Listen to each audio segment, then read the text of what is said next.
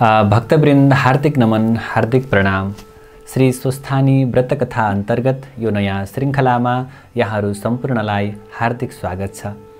भक्तवृन्द आउनुहोस्, कथालाई प्रारम्भ गर्नुभन्दा पूर्व मङ्गलाचरण गरौँ, पुष्पाञ्जलि गरौँ। हरि ओम यं ब्रह्मा वरुणेन्द्र रुद्रमरुतः स्तुन्वन्ति दिव्यैः स्तवैर्वेदैः साङ्गपदक्रमोपनिषदैर्गायन्ति यं सामगाः। ध्यानावस्थिततद्गतेन मनसा पश्यन्ति यं योगिनो यस्यान्तं न विदुः सुरासुरगणा देवाय तस्मै नमः।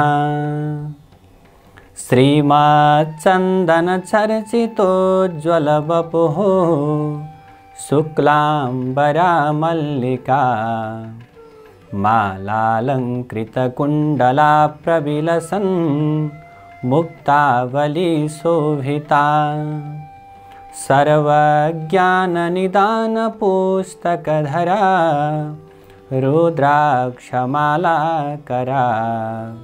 वाग्देवी वदनाम्बुजे वसतु मे त्रैलोक्यमाता चिरम्। मूकं करोति वाचालं पङ्गुं लङ्घयते गिरिं यत्कृपातमहं वन्दे परमानन्दमाधवम्। नमो भगवते तस्मै व्यासायामिततेजसे यस्य प्रसादाद् वक्ष्यामि नारायणकथामिमाम्। नारायणं नमस्कृत्य नरं चैव नरोत्तमं देवीं सरस्वतीं व्यासं ततो जयमुदीरयेत्। श्री स्वस्थानी परमेश्वर्यै नमो नमः। अथ पंचमोऽध्यायः। श्री स्वस्थानी व्रत कथाको 5औं अध्यायमा कुमारजीले आज्ञा गर्नुहुन्छ, हे अगस्त्य मुनि, आज हजुरले सोधेको सबै प्रश्नको उत्तर मैले दिइसकेँ। अब कस्तो प्रकारको के कुरा सुन्ने इच्छा छ भन्नुहोस्, म सबै प्रकारका कुराहरू सुनाउन तयार छु भनेर भन्दा यस्तो प्रकारको कुरालाई सुनेर अगस्त्य मुनिले बिन्ती गर्नुहुन्छ, हे कुमारजी, त्रिपुरासुरले कसको तपस्या गर्यो, त्यसलाई श्री महादेवले कसरी भस्म पार्नुभयो, यो कुरा सुन्ने इच्छा छ, त्यो सबै आज्ञा गर्नुहोस्। यसरी अगस्त्य मुनिको प्रश्नलाई सुनेर कुमारजीले आज्ञा गर्नुहुन्छ, हे मुनि, अघि विष्णु भगवानले हिरण्याक्ष दैत्यको वध गर्नुभयो अनि समस्त दैत्यहरू दुखी भएर खेद गर्न लागे।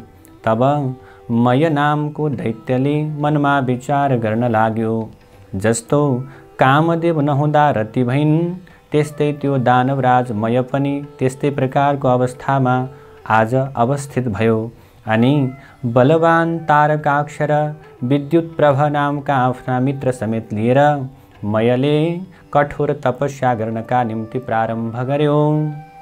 ती तीनैजना दैत्यहरू माघ पुषको जाडोमा हिमालयमा गएर तपस्या गर्दथे अनि वैशाख जेठको घाममा पञ्चाग्नि तापेर गर्मी प्रदेशमा तपस्या गर्दथे। यस्तै प्रकारले तपस्या गर्दै गर्दै जाँदा 10,000 वर्ष उनीहरूले बिताए। तिनका देहमा केवल हाड छाला मात्र बाँकी रह्यो। फेरि ती ठुलो सुखबाट पनि वञ्चित भई अत्यन्त दुःखलाई प्राप्त गरे, तैपनि तिनीहरू सूर्य जस्तै तेजिला देखिन थाले। तिनको तपस्याले ब्रह्माजी प्रसन्न भएर ती तीनैजनाको सामुन्यमा पुगेर नम्र स्वरले आज्ञा गर्नुभयो, हे दैत्यहरूमा श्रेष्ठ भएका वीर हो, तिमीहरूको तपस्याले आज म अत्यन्त प्रसन्न भएँ। जस्तो प्रकारको इच्छा छ सो वरदान माग। ब्रह्माजीको त्यस्तो वचनलाई सुनेर ती दैत्यहरूले साष्टाङ्ग दण्डवत गरेर केवल घुँडाले मात्र भूमिमा स्पर्श गरेर हात जोडेर बिन्ती गर्दछन्, हे प्रभु, हजुर प्रसन्न हुनुहुन्छ भने हामीलाई कहिल्यै पनि नमर्ने अबध्यत्व यस्तो प्रकारको वरदान दिनुहोस्। हामी कसैबाट पनि वध हुनु नपरोस्, कसैबाट मर्नु नपरोस्, हाम्रो मृत्यु कहिल्यै नहोस्। बल र पराक्रम पनि अत्यन्त ठुलो होस्। फेरि विमान समान जो हामीले 3वटा पुरहरू नगरहरू बनाउने छौँ त्यसमा मनुष्यको गति पनि नहोस्। हामी ठुला बलवान हुन सकौँ, यही वरदान दिनुहोस्। ती दैत्यहरूले त्यस्तो प्रकारको वरदान मागेको सुनेर ब्रह्माजीले आज्ञा गर्नुहुन्छ, हे दैत्य हो, त्यस्तो अवध्य वरदान दिन त म असमर्थ छु। मृत्युको अवकाश राखेर मृत्यु बाहेक अर्को वरदान माग, म तिमीहरूलाई अवश्य पनि दिनेछु। यसमा तिमीहरूले सन्देह मान्नु पर्दैन, अन्यथा मान्नु पर्दैन।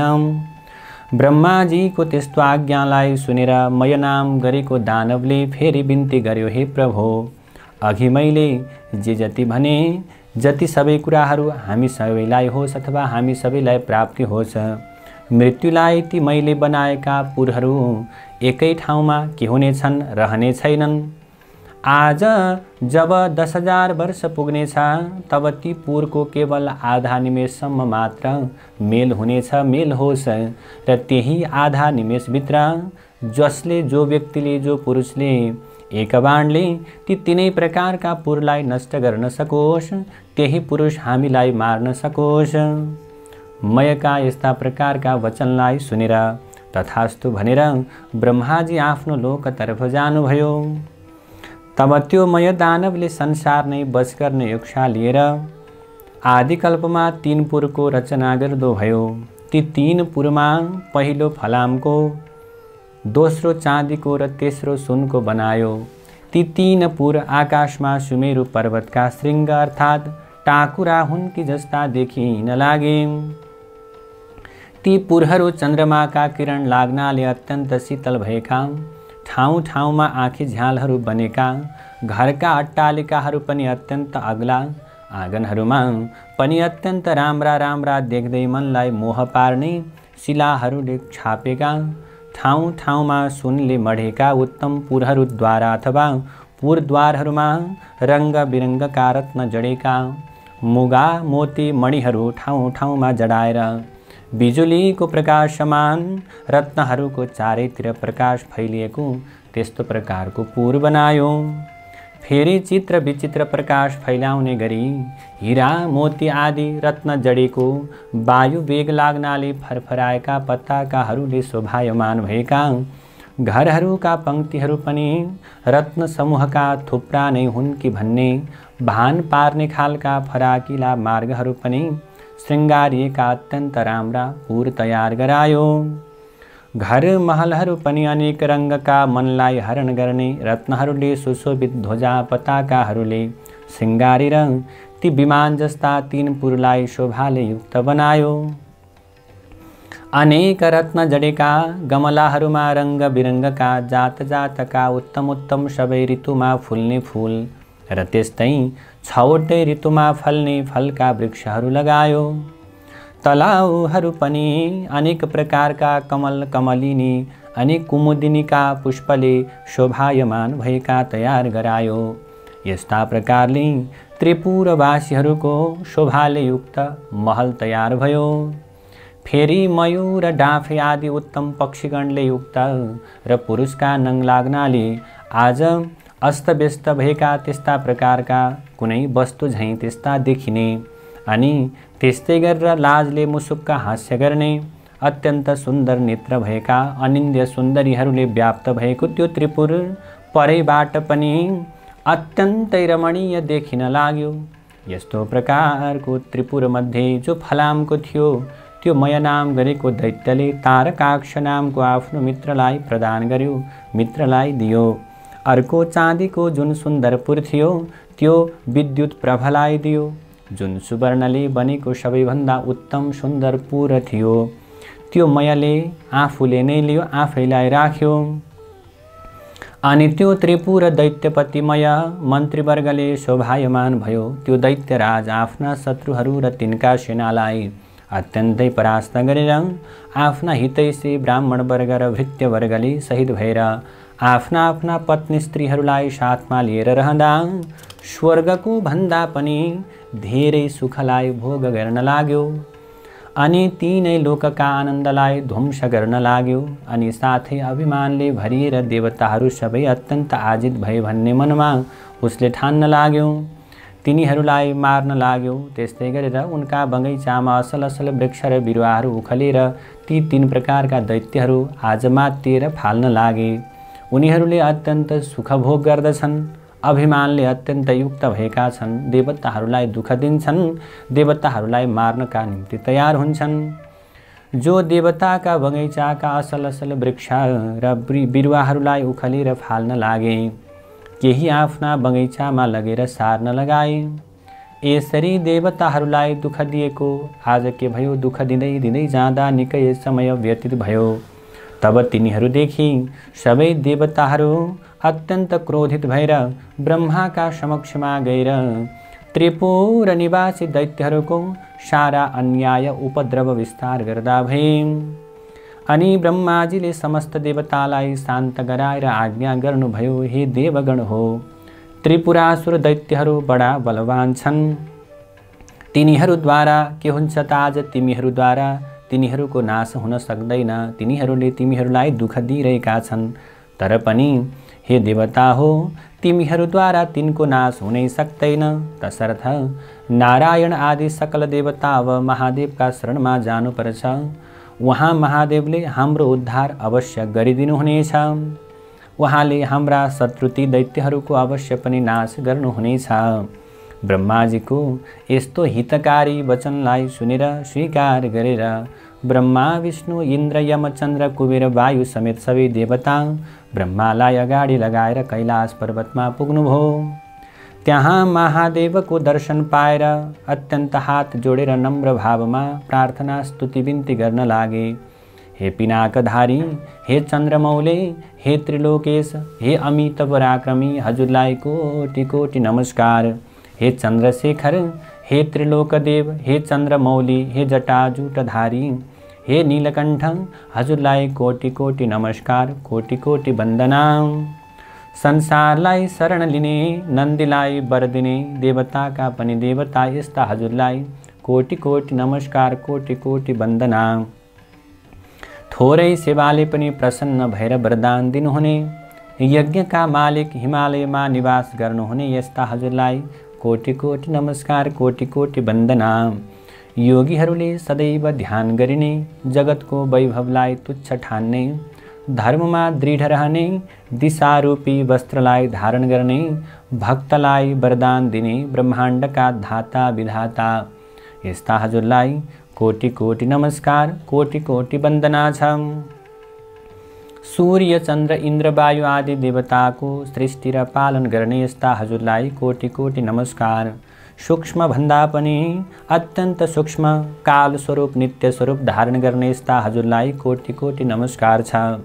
पर भन्दा पनि परब्रह्म स्वरूप शङ्करलाई कोटि कोटि नमस्कार छ। सारा ब्रह्माण्ड धारण गर्ने, सूर्य चन्द्र वायु अग्नि र जल एवं आकाशको रचना गर्ने यस्ता हजुरलाई कोटि कोटि नमस्कार, कोटि कोटि वन्दना। हजुरलाई बारम्बार प्रणाम छ। हे सौम्य, हे पुरुषोत्तम, हे वपुष्मान, त्रैलोक्यको सृष्टि स्थिति र संहार गर्ने यस्ता हजुरलाई कोटि कोटि नमस्कार छ। पुषाको दाँत भाँच्ने, दक्षको यज्ञलाई नाच्ने र कामदेवलाई भस्म पार्ने यस्ता हजुरलाई कोटि कोटि नमस्कार, कोटि कोटि वन्दना। सुरा अथवा सुरासुरका उत्पन्नकर्ता, सुरका पनि असुरका पनि उत्पन्नकर्ता, यज्ञका हर्ता धर्ता हे शिखण्डिन, हे नीलकण्ठ, हजुरलाई कोटि कोटि नमस्कार छ। निरन्तर सुधा स्वरूप पार्वतीका भर्ता, गणेश कुमारका पिताजी, हजुरलाई कोटि कोटि नमस्कार। सदा मोक्ष रूप वरदान दिने हे विश्वेश्वर, हे ब्रह्मात्मन, हे वरदाता, हजुरलाई कोटि कोटि नमस्कार छ। हे योगेश्वर, हे चण्डेश्वर, हे रुद्र, हे सर्व, हे शम्भो, हे भीम, हे ईश्वर, हजुरलाई कोटि कोटि नमस्कार छ। हामीदेखि हजुर प्रसन्न हुनुभयोस्। देवताहरूले कातर भएर यस्तो प्रकारको प्रार्थना स्तुति बिन्ती आज यस्तो प्रकारको निवेदन गरेको सुनेर आज देवता तिनका मनको भावनालाई जानेर भगवान शिवले आज्ञा गर्नुभयो, हे देवता हो, जे इच्छा छ सो वरदान माग। मैले नदिने संसारमा केही पनि वस्तु छैन। म इच्छा पूर्ण गर्नका निम्ति तत्पर छु, तयार छु। जे इच्छा छ निसङ्कोच भएर कुनै पनि प्रकारको शङ्का अथवा सन्देह नमानिकन तिमीहरूले मसँग वरदान माग। महादेवको यस्तो प्रकारको आज्ञालाई वचनलाई सुनेर प्रसन्न भएका देवताले विनम्र स्वरमा बिन्ती गर्दछन्, हे प्रभु, ब्रह्माको वरले उन्मत्त भएका मय आदि दानवले हाम्रा उर्वशी मेनका आदि अप्सराहरूलाई बलजफत लुटेर लगे। नन्दवनका असल असल प्रकारका बोट बिरुवा पनि कति उखलेर नासे, कति आफ्ना घरतर्फ ओसारे। देवताको नाश गर भन्दै हामीलाई पनि अनेक तरहको कष्ट दिइरहेका छन्। अमरावतीबाट पनि हामी निकालियौँ, हे भगवान। ती दैत्यको संहार गर्न ब्रह्मा विष्णु पनि समर्थ हुनुहुन्न। हे ईश्वर, अब जसरी हामी देवताहरूको भलो हुन्छ, जसरी हाम्रो कल्याण हुन्छ, सोही प्रकारको वरदान हजुरले दिइबक्स्योस्। त्यस्तो प्रकारको कुरालाई सुनेर शिवजीले फेरि भन्नुभयो, हे देवता हो, तिमीहरू मेरो रुद्र तेजको एक अंश धारण गरेर रुद्र तेजोमय रूपले ती दानवहरूको संहार गर। शिवजीको यस्तो वचनलाई सुनेर देवताहरूले फेरि बिन्ती गर्दछन्, हे भगवान, हामी हजुरका तेजको 1000 अंशको एक अंश पनि धारण गर्न हामी समर्थ छैनौँ। अब यदि हामी एक अंशलाई पनि धारण गर्न समर्थ छैनौँ भने रुद्र तेज धारण गर्ने कुरा त परै रहोस्, हेर्ने शक्तिसम्म पनि हामीमा छैन। हे प्रभु, हामी उपर प्रसन्न भएर त्यो अजेय त्रिपुरासुरलाई स्वयं संहार गरिबक्सनुहोस्।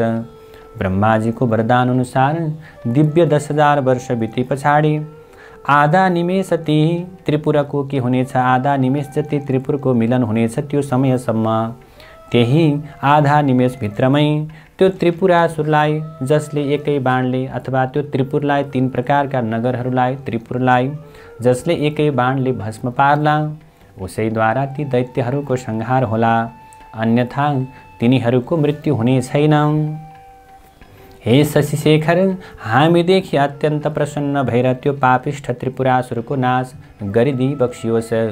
देवताहरूको त्यस्तो प्रार्थनालाई बिन्तीलाई सुनेर शिवजीले फेरि आज्ञा गर्नुभयो, हे देवता हो, त्यस्तो अभेद्य त्रिपुर छ भने अथवा भेदन गर्न नसकिने त्रिपुर छ भने तिमीहरूको हितका निम्ति म एउटै बाणले ती 3 पुरलाई के गर्नेछु, भस्म पारिदिनेछु। त्यस्ता अजेय दानवहरूका साथमा युद्ध गर्दा मेरो शक्ति थाम्नलाई सक्ने अथवा मेरो शक्तिलाई शमन गर्न सक्ने, थाम्न सक्ने हिमालय समान मेरो निम्ति एउटा रथको तयार पार, अनि म युद्धमा जानेछु। महादेवको यस्तो प्रकारको आज्ञालाई सुनेर अत्यन्त प्रसन्न भएका देवताहरूले महादेवलाई प्रणाम गरेर हवस् भनेर तत्कालै विश्वकर्मालाई डाकेर महादेवको निमित्त समस्त प्रकारका देवतारूपी अवयव भएको सुवर्णमय रथ तयार पारे। त्यो रथका दुवै पाङ्ग्रा सूर्य र चन्द्र भए दक्षिण पाङ्ग्रामा 12 सूर्य भूषण गराइयो, बायाँ चक्रमा 27 नक्षत्र र 16 कला भूषण बनाइयो। 6वटा ऋतु रथका दायाँ र बायाँ राखिए। आकाशको गजोर र पाङ्ग्रा अड्याउने दण्ड मन्दराचलको बनाइयो। अयन्द्र संवत्सर रथका वेग भए। 4 समुद्र रथका कुण्डलिका भए। गङ्गादि समस्त तीर्थहरू राम्रा राम्रा वस्त्र आभूषण पहिरेर स्त्रीको नारीको रूपलाई धारण गरेर हातमा चमर लिएर रथमा उभिए। सारथी स्वयं ब्रह्माजी बन्नुभयो। ब्रह्मस्वरूप ओमकारको कोर्रा बनाएर विन्ध्याचलको छत्र निरूपण गरे। मन्दराचलको पार्श्वदण्ड बनाए। सरस्वती घण्ट भइन्। श्रीनारायण अग्निबाणको टुप्पो हुनुभयो। 4 वेद नै 4 घोडा भए। ताराहरू घोडाका गहना भए। हे अगस्त्य मुनि, यसरी समस्त वस्तु त्यो रथका अवयव भए। यसरी जब धनु बाण सहित रथ तयार भयो तब पृथ्वी र आकाश कम्पित पार्दै भगवान शिव त्यो रथमा आरूढ हुनुभयो। त्यस रथका अघि पछि शिवका गणहरू शङ्कुकर्ण, चण्डेश्वर, गणेश, नन्दी आदि प्रमथ गणहरू शूल, पट्टिस आदि अनेक शस्त्र अस्त्र लिएर शङ्ख, भेरी, मृदङ्ग आदि बाजा बजाउँदै महादेव माथि अनेक थरीका पुष्पको वर्षा गराउँदा भए। त्यस बेलाको रुद्र तेज सहन गर्न नसकी समस्त देवता मोहमा प्राप्त भए। महादेवले देवताहरूको त्यस्तो प्रकारको स्थितिलाई देखेर आफ्नो तेजलाई खिचेर के गर्नुभयो, त्यहाँ कम गर्नुभयो अथवा त्यो मोहलाई अथवा आफ्नो तेजलाई केही कम पारिदिनुभयो अनि देवताहरू रुद्र तेजलाई सहन गर्नमा किञ्चित केही मात्र समर्थ भए। त्यसपछि नारद मुनि ती दैत्यहरूका गएर भन्न लाग्नुभयो, हे दैत्यराज, देवताहरूको प्रार्थनाले प्रसन्न भएर महादेव स्वयं तिमीहरूको संहार गर्न भनी आइरहनु भएको छ। अब तिमीहरूको जस्तो प्रकारको इच्छा छ तिमीहरूले त्यही गर, नभएमा तिमीहरूको अविलम्ब नाश हुनेछ। नारदजीका यस्ता वचनलाई सुनेर दैत्यराज मयले आफ्ना मित्र तारकाख्य, विद्युतमाली र अन्य योद्धाहरूलाई डाकेर नारद मुनिले आज्ञा भएको नारद मुनिले भनेको सबै कुरा विस्तारले सुनायो। अनि दानवमा उत्तम बलवान भएको तारकाख्यले भन्दछ, हे राजन, किन चिन्ता गर्नुहुन्छ? देवताहरू यथार्थ रूपमा हाम्रा बद्ध छन्, हामीबाट मारिन्छन्। यो त्रिपुर भेदन गर्ने कसको पराक्रम अथवा कसको शक्ति छ र? यदि समस्त देवता, यक्ष, गन्धर्व, किन्नर आए पनि यो त्रिपुर अवेद्य नै रहनेछ, कसैले भेदन गर्न सक्ने छैन। फेरि शत्रुलाई जित्न साम, दाम, दण्ड भेद आदि अनेक किसिमका नीति छन्। अतः जित्ने इच्छा भएका बलवान शत्रुलाई आफ्नो पराक्रमद्वारा दण्ड दिनु नै उचित छ। वीर तारकाख्यको यस्तो प्रकारको कुरालाई सुनेर विद्युतमाली भन्न लाग्यो, हे राजन, श्रीहीन र बलहीन देवता कुनै प्रकारले पनि हामीसँग युद्धमा अगाडि आउनै सक्दैनन्। यदि कोही मूर्खता गरेर हामीसँग युद्ध गर्न अगाडि पर्छ भने, अघि सर्छ भने त्यो अवश्य के हुनेछ? क्षयमा प्राप्त हुनेछ, अवश्य उसको मृत्यु हुनेछ। यसमा संशय छैन हे राजन। यसमा चिन्तित हुनुपर्ने केही कुरा छैन। एकमत भएर युद्ध गरौँ अनि समस्त देवतालाई जितेर इन्द्रको पद पनि हजुरले भोग गर्नुहोस्। फेरि अघिका हिरण्याक्ष र हिरण्यकशिपुको पद पाएर 14 भुवनको अकण्टक राज्यलाई पनि हजुरले भोग गर्नुहोस्। आज विद्युत मालिका यस्ता प्रकारका कुरालाई सुनेर मयले शान्त स्वरमा भन्दछ, हे दैत्य हो, सुन्यौ, अब हाम्रो नाशको बखत आइपुग्यो। यति भनेर देह कम्पित पार्दै र शिर हल्लाउँदै फेरि भन्न लाग्यो, जो शत्रु आफूभन्दा बलियो वा निर्बल छ भने त्योसँग साम, दाम, दण्ड भेद आदि नीतिको प्रयोग गर्न सकिन्छ। तर यी त सम्पूर्ण जगतका स्वामी श्री महादेव हुन्। उनी दानव अनि र देवता भन्दा पनि धेरै व्रता के छन्, श्रेष्ठ छन्। दानव भन्दा पनि देवता भन्दा पनि उनी शक्तिशाली छन्, श्रेष्ठ छन्। यदि देवताको हितका लागि उनी स्वयं हामीलाई मार्न आइरहेका छन् भने यसको त कुनै उपाय नै छैन, यसको त कुनै पनि उपाय छैन, केही गर्न सकिँदैन। केवल महादेवको नजिकमा गएर महादेवलाई नमस्कार गरौँ भन्ने यो मेरो अन्तिम निर्णय हो। यदि हामी उद्दण्ड झैँ कठोरता धारण गरेर महादेवका सामु युद्ध गर्न गयौँ भने केवल उनको दृष्टिपात अर्थात् केवल उनको हेराइले मात्र नै हामी भस्म हुनेछौँ। ब्रह्मादि देवता पनि अत्यन्त दुखी भएर जसका शरणमा जान्छन्, आज उनै ईश्वर हाम्रो नाश गर्न आइरहेका छन् भने हाम्रो के गति होला? अब यसै भन्न सकिन्न।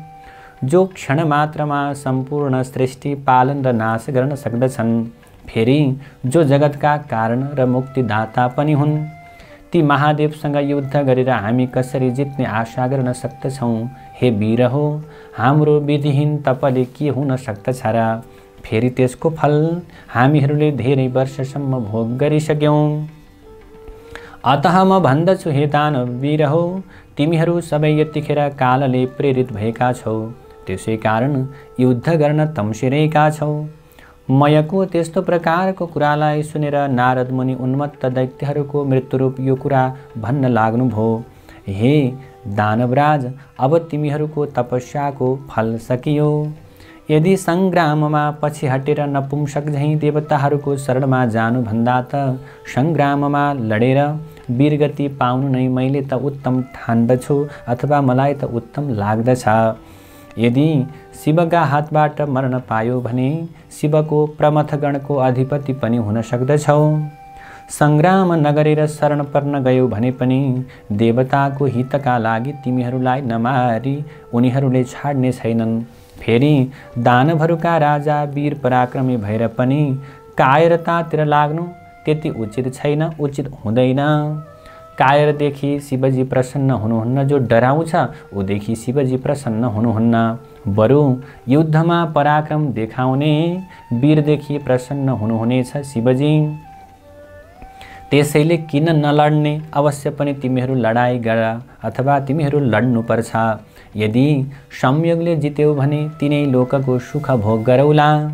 नारद मुनिका यस्ता कुरालाई सुनेर तारकाख्य र विद्युतमाली दानवहरू आयुष्य क्षीण भइसकेका हुनाले भन्न लागे, ठिक हो, ठिक हो, अत्यन्त उत्तम हो। नारदजीले आज्ञा भएको कुरा अत्यन्त उचित हो। दानवराज मयले पनि आफ्ना सहयोगीहरूको कुरालाई सुनेर अब समस्त दानव वंशको संहार हुने समय भयो भन्ने जानेर नारदजीले आज्ञा भएको कुरा उचित हो भनेर समर्थन गरे। अनि मयका वचनलाई सुनेर नारदजी पनि अत्यन्त प्रसन्न हुनुभयो र समस्त दैत्यहरूलाई युद्ध गर्न उद्यत पारेर मयसँग विधा मागेर विधाबारी भएर महादेव कहाँ गएर वहाँ भएको सबै प्रकारको वृत्तान्त सबै कुराहरू नारदजीले निवेदन गर्नुभयो। नारदजीले भन्नुभयो। त्यसपछि समस्त दानवहरू युद्धको इच्छा गरेर अनेक तरहका शस्त्र अस्त्रले सज्जित भएर लड्नका निम्ति तयार भए। बलनामा, नेमिनामा, बाणासुर, तारकाख्य, विद्युतमाली आदि प्रधान दानवहरू पनि युद्धको निश्चय गरेर राजा मयका सामुन्ने आएर अनेक प्रकारले सिंहनाद गर्दै गर्जन गर्न थाले। फेरि ती दानव सैन्य स्वयं दानवहरूलाई नै भयदायक अथवा डराउने खालका देखिन लागे। परस्परमा ऊ रथ आयो, उताहेर ऊ महादेवका रथको ध्वजा देखियो भन्न लागे।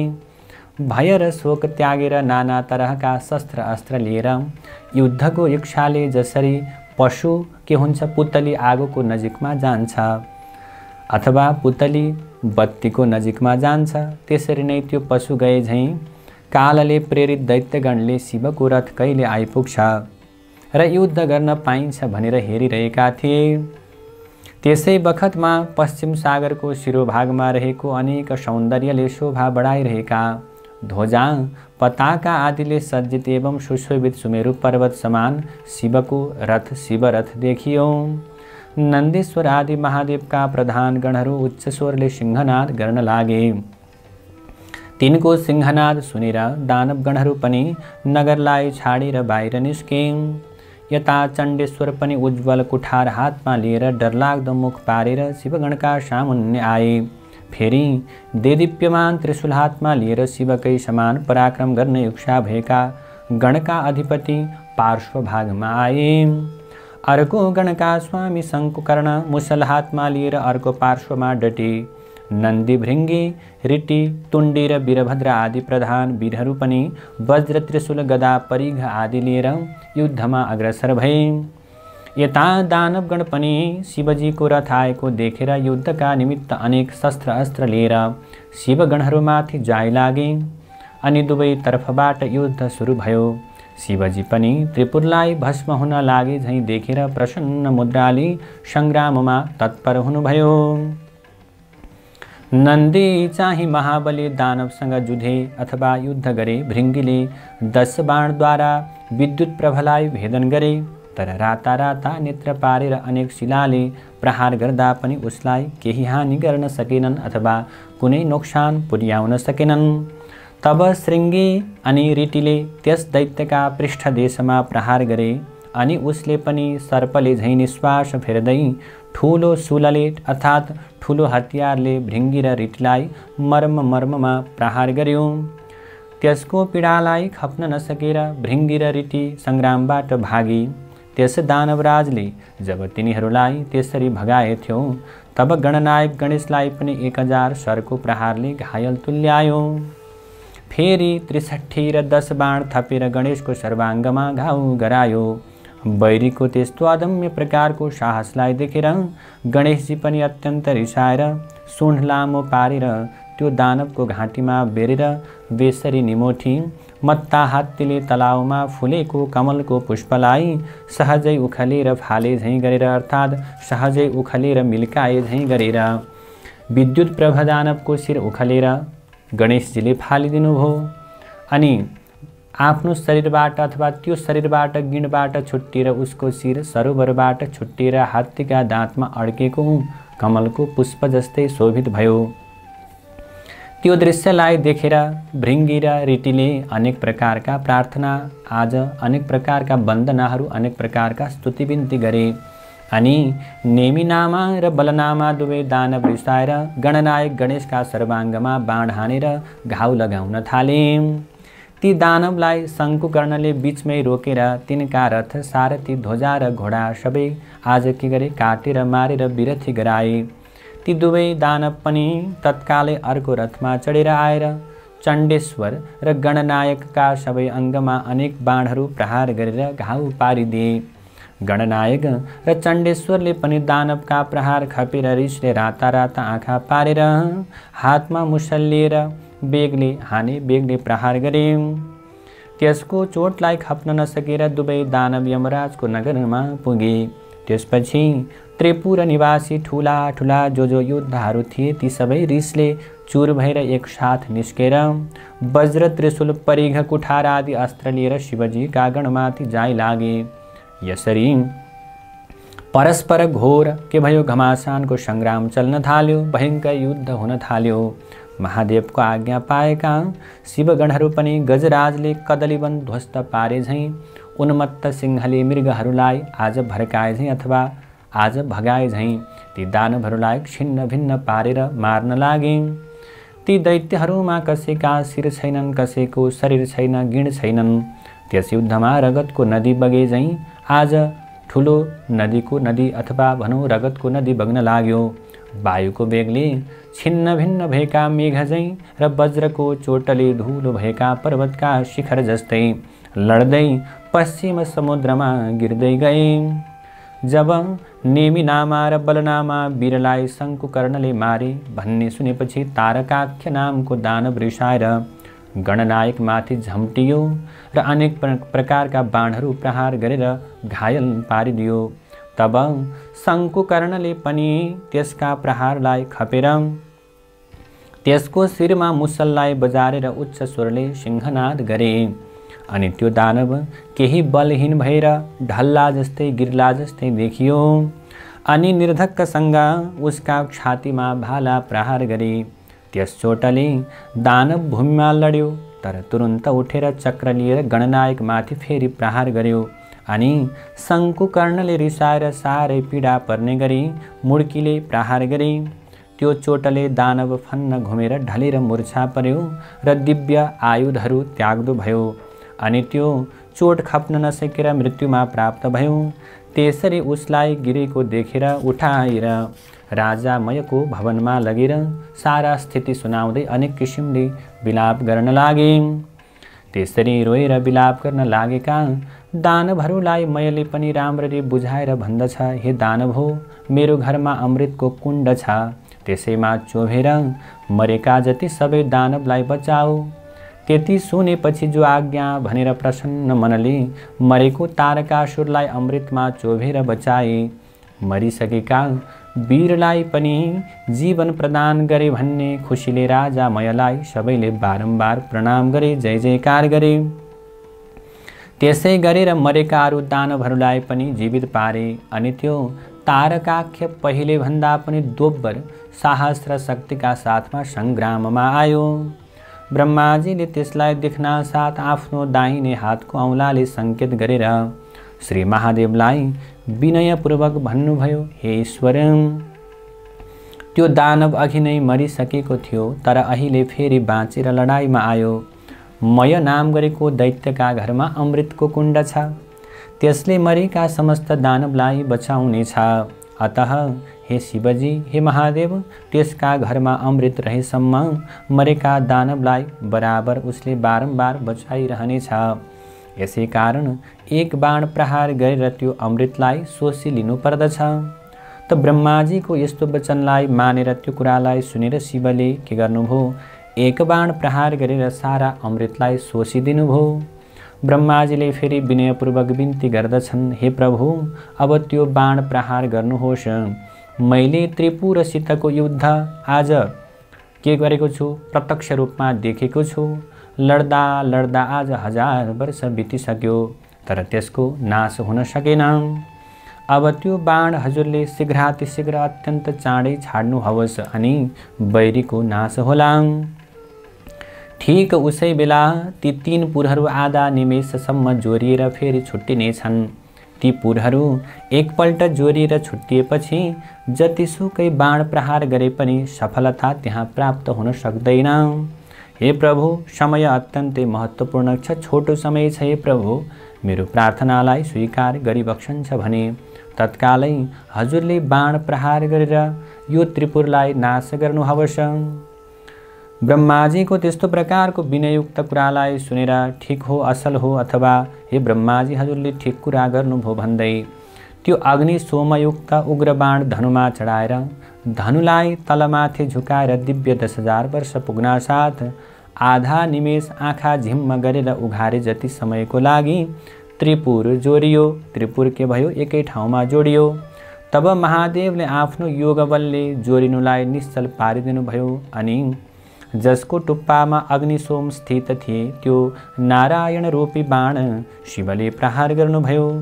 त्यो बाण छुट्ना साथ त्रिपुरका भव्य महलहरूमा आगो लागेर चारैतिर डढ्न लाग्यो। धिक्कार छ, धिक्कार छ, धिक धिक कष्ट कष्ट भन्ने शब्द सुनिन लाग्यो। महादेवले तत्कालै नन्दीलाई भन्नुभयो, त्यो मयदानव मेरो प्रिय भक्त छ, त्यसलाई अग्निले नडढाउन्। श्री महादेवको त्यस्तो आज्ञा पाउना साथ वायु रूप भएर बाणभन्दा पनि वेगले गएर मयको घरमा नन्दीले देखे राजा मय शिवलिङ्ग सामुन्ने राखेर आज शिवकै ध्यान गरिरहेको छ। तब नन्दीले मयलाई भन्दछन्, अग्निले तिमीलाई जलाउने छैनन्। मयले तुरुन्त नन्दीलाई प्रणाम गर्यो। अब त्यसै बेला अग्नि पनि आइपुगेर नन्दीले शिवको आज्ञा अग्निलाई सुनाइदिए। तब अग्निले मयदानवतिर फर्केर भन्दछन्, हे शिवभक्त, अब तिमी यो नगर छाडेर तुरुन्तै जाऊ।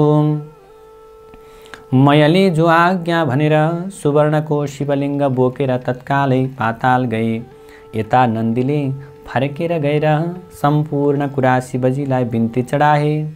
अब त्रिपुर भस्म हुन लाग्यो। त्यसका वेदी महल उद्यानहरू धमाधम भत्किएर नासिन थाले। अनेक दानव र तिनका परिवारहरू कराएको मात्र सुनिन लाग्यो। वस्त्र खुस्केर आज अनेक प्रकारका व्यक्तिहरू घरबाट बाहिर निस्किएर रुन थाले, कराउन थाले। चर्को चर्को प्रकारको क्रन्दन सुनिन लाग्यो। अग्ला अग्ला महल र विमानहरूमा रहेका कठोर कडा र आज त्यस्तै प्रकारका विभिन्न सामग्रीहरू पनि के हुन थाले, आज खस्न थाले। आज घरबाट आज पत्नीहरू स्त्रीहरू पनि डरले के गरे, यताउता दगुर्न कराउन थाले। जस्तै पर्वतमा भूमिकम्प हुँदा त्यहाँका किन्नरहरू भयले व्याकुल हुन्छन्, त्यस्तै आफ्ना पतिलाई भयले आकुल भएर कसैले अङ्कमाल गर्न थाले, कोही डराएर भाग्न थाले। कतिपय दानवगणहरू आफ्ना परिवारहरूलाई बोकेर नगर छाडेर अथवा नगरलाई त्याग गरेर वेगपूर्वक अत्यन्त शीघ्रपूर्वक भाग्न लागे। शिवको भक्तिले हीन र वस्त्राभूषणले पनि हीन पर्वताकार देख्दैमा डरलाग्दा काला काला दानवहरू डढेर सागरमा खस्न थाले। जति दानवहरू समुद्रमा खसेथे ती सबैलाई जलका अनेक प्रकारका जन्तुले खान थाले। कति दानवहरू त आफ्ना पति वा पत्नीको अवस्थालाई देखेर खप्न नसकेर आगोमा डढेर मरे। र तीका अन्तमा खेदित भएका अनि त्यस्तै प्रकारले विभिन्न प्रकारका भावले पीडित भएका त्यस्ता दैत्यहरू आज के गरे आफ्नो परिवारसहित अग्निमा डढेर मरे। कोही समुद्रमा हाम फालेर जल जन्तुको भोजन भए, कोही आधा डढेर कोही भाग्दा लडेर स्वाहा भए, उनीहरूको मृत्यु भयो। यो प्रकार त्यो अमोघ अग्नि सोमयुक्त बाणले त्रिपुर भस्म पारेर शेष नगर समुद्रमा डुबाएर फेरि भगवान शिवको हातमा आइपुग्यो। त्यस्ता प्रकारले अवेद्य त्यो प्रकारको त्रिपुर भस्म भएपछि, जो कहिले भेदन हुन नसक्ने त्यो त्रिपुर भस्म भएपछि देवताहरू आफ्ना आफ्ना अधिकारहरूलाई प्राप्त गरेर भगवान शिवजीलाई प्रणाम गरेर स्तुति बिन्ती प्रार्थना गर्न थाले, वन्दना गर्न थाले।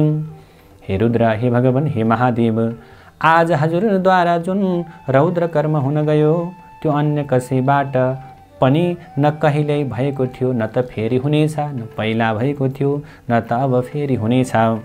हे शङ्कर, यो कामले हामी समस्त देवताहरूको कष्ट हजुरले निवारण गरिदिनु भयो। अतः हजुरलाई कोटि कोटि नमस्कार छ। यस्तो देवगणले प्रार्थना गरेको सुनेर महादेव अत्यन्त प्रसन्न भएर आज्ञा गर्नुभयो। हे देवता हो, आफ्ना प्रिय भक्तजनलाई सदैव सन्तान पुत्र जस्तै स्नेहपूर्वक पालन गर्नुपर्दछ। आज त्रिपुरवासी दानवहरूको संहार हुन गएकोले तिमीहरूको इच्छा पूर्ण भयो। अब तिमीहरू खुसी भएर खुसीका साथमा प्रसन्नताका साथमा आफ्ना आफ्ना आश्रमतर्फ जाओ। श्री महादेवले यस्तो प्रकारको आज्ञा भएको सुनेर महादेवलाई साष्टाङ्ग दण्डवत प्रणाम गरेर देवताहरू आफ्ना आफ्ना लोकतर्फ जाँदा भए। देवताहरू गएपछि नन्दी भृङ्गी भूत प्रेत पिशाच डाकिनी साकिनी सहित भएर शिवजी कैलाशपुरीमा पाल्नुभयो। हे अगस्त्य मुनि, यो सहसा कसैले वर्णन गर्न नसकिने त्रिपुरदाह यो प्रकारको कहानी मैले सुनाएँ, यो प्रकारको घटना मैले सुनाएँ। जो शिवभक्त खुसीका साथमा यो कथा सुन्नेछन् अथवा सुनाउनेछन् तिनीहरू समस्त पापबाट मुक्त भएर मृत्यु पश्चात मरेपछि शिवको पार्षद भएर सधैँ कैलाशमै बस्न पाउनेछन्। जय जय श्री स्कन्द पुराणे केदारखण्डे माघ महात्म्ये कुमार अगस्त्य संवादे श्री स्वस्थानी परमेश्वर्या व्रतकथायां त्रिपुरदाह वर्णनं नाम पंचमोऽध्यायः। नारायण हरि हरि। भक्तवृन्द, कथाको समापनसँगै आउनुहोस् पुनः पुष्पाञ्जलि गरौँ। हरि ओम उपनयतु मङ्गलं वः सकल जगन्मङ्गलालयः श्रीमान् दिनकर किरण निबोधिता नवनलिनदलनिवेक्षणः कृष्णः। काले वर्षतु पर्जन्यः पृथिवी सस्यशालिनी देशोऽयं क्षोभरहितो ब्राह्मणाः सन्तु निर्भयाः। अपुत्राः पुत्रिणः सन्तु पुत्रिणः सन्तु पौत्रिणः। निर्धनाः सधनाः सन्तु जीवन्तु शरदां शतम्। तत्रैव गंगा यमुना च तत्र गोदावरी सिन्धु सरस्वती च तीर्थानि सर्वाणि वसन्ति तत्र यत्राच्युतोदार कथा प्रसंगः।